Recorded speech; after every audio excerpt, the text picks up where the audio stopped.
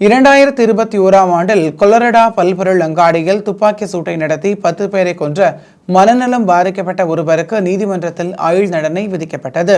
2021இல் போல்டனில் நடந்த தாக்குதலில் அஹ்மத் அலிசா என்ற துப்பாக்கிதாரி தங்கள் சந்தோஷத்தை அழித்ததாக பாதிக்கப்பட்டவர்களின் உறவினர்கள் தங்கள் வலிமிகுந்த சாட்சியத்தில் விவரித்துள்ளனர்.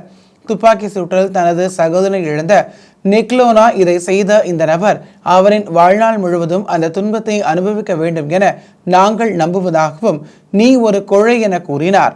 சோகிசோஃப்ரெனியா நோயால் பாதிக்கப்பட்ட அலிசா ஒரு காவல்துறை அதிகாரி உட்பட 10 பேரை சுட்டுக் கொன்றார் என்பதை அவரின் வழக்கறிஞர்கள் மறுக்கவில்லை. ஆனால் தாக்குதலின் போது அவர் மனநலமின்றி இருந்ததாகவும் சரி எது தவறு எது என்பதை அவரால் ஊகிக்க முடியவில்லை என்று வாதிட்டனர். குற்றவாளிக்கு 10 தொடர்ச்சியான ஆயுள் சிறை தண்டனையை நீதிபதி விதித்தார். மேலும் இவர் மீதான மற்ற குற்றங்களுக்காக நன்னடத்தை பிணை சாத்தியமில்லாமல் மேலதிகமாக 1334 ஆண்டுகள் தண்டனையும் பெற்றார்.